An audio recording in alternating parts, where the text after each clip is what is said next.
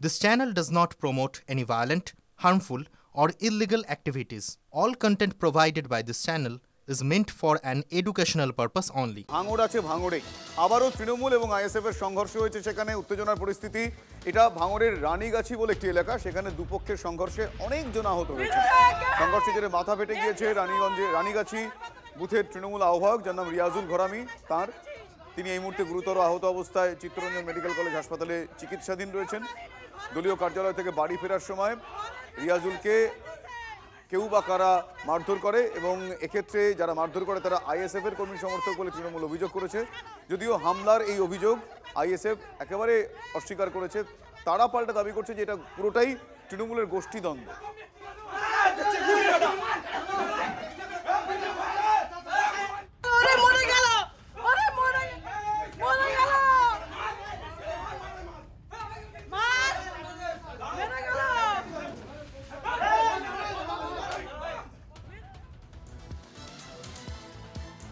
এবারে সেই সন্দেশখালীর শাহজাহান, মানে শেখ শাহজাহানের প্রসঙ্গে। তিনি জেলে, আপনারা জানেন, কিন্তু বাইরে শাহজাহানের যে গুন্ডা বাহিনী তারা তাদের তাণ্ডব জারি রেখেছে। সন্দেশখালীর সরবেরিয়ায় মণ্ডল পরিবারকে মারধর করা হয়েছে, হুমকি দেওয়া হচ্ছে, এমনটাই অভিযোগ।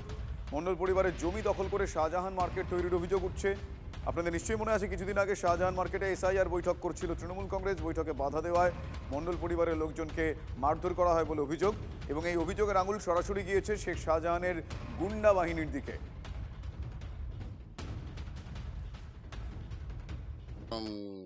সরবেরিয়া যে মার্কেট আছে, মার্কেটটা আমাদের মার্কেট, ঠিক আছে, মণ্ডল পরিবারের মার্কেট, মানে আমার বাবার নামে আছে।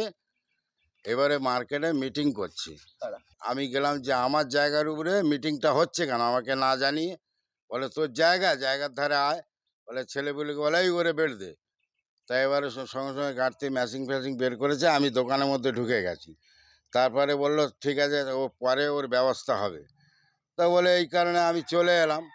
আসার পরে এবার বাড়ি এসছি, বাড়িতে তো যত বিজেপির ফ্ল্যাগ ছিল সামনে সব ছিঁড়ে দিয়েছে। আতঙ্কতি মানে বিশাল। এই তো সকালে বাজার করতে গেলাম, বাজারেও আতঙ্কিত, কোথায় কে। সারাদিন তো ওনার কেডার বাহিনী, আর এখন তো মুসলিম শেখ, পুরো মুসলিম শেখ, সবিতা রায়, ইমান গাজী, এরাই সন্দেশকারীটা ঘিরে রেখেছে। মোটামুটি এরা ভোট অবধি যে কত মানুষের প্রাণ নেবে তার কোনো ঠিক নেই। আমরা ওখানে পার্টি অফিস উদ্বোধন করেছি না, এসআইআর এর ব্যাপারে একটা মিটিং হয়েছে, জাস্ট একটা পথসভা। মণ্ডল পরিবারকে আমি আর কোনোদিন চিনি না, আমার কাছে ওরা কোনোদিন আসেনি। ওদের যদি লিগাল কোনো জমি জায়গার ব্যাপার থাকে, আমি জমি জায়গার ফাইলটা ভালো বুঝি, ওরা আসুক আমার কাছে। আমি যদি ওদের জমি জায়গার সেরকম কিছু থাকে, সে নিশ্চয়ই আমি ওদের সহযোগিতা করব। তার মানে এই না যে একটা রুলিং দলের একটা নতুন কাউকে দায়িত্ব দেওয়া হয়েছে তারকে অনর্থক একটা কালিমা লিপ্ত করা, এমন সব কাজকর্ম করছে যেখানে সিবিআই দেখছে, তারপরে এরকম ধরনের অভিযোগ, এটা নিশ্চয়ই একটা অবান্তর একটা বিষয়।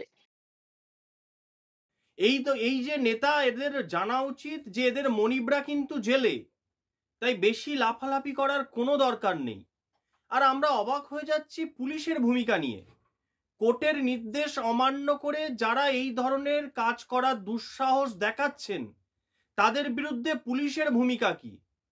আদতে তারা আছেন কেন? পুলিশের ভূমিকা তৃণমূলের নেতাদের মতো হয়ে গিয়েছে। এখানে সন্দেশখালীর শান্তি বজায় রাখতে রাজনৈতিক আন্দোলন শুরু করতে বাধ্য হব। আবারও এসে গেল টিভি9 বাংলা ঘরের বায়োস্কোপ অ্যাওয়ার্ড। সেরা বাছাইয়ে শামিল আপনিও।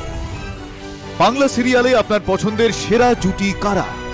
ইন্দ্রজিৎ তৃণা, পরশুরাম আজকের নায়ক, সৌম্যদীপ অঙ্কিতা, জগদ্ধাত্রী, আরিয়ান রিখিয়া, ভিডিও বৌমা, রিয়াজ অয়ন্নাথ বৌচুরি। tv9bangla.com/ঘরের বায়োস্কোপ সাইটে গিয়ে ভোট দিন আপনার পছন্দের সেরা জুটিকে। টিভি9 বাংলা ঘরের বায়োস্কোপ অ্যাওয়ার্ডস আসছে টিভি9 বাংলায়।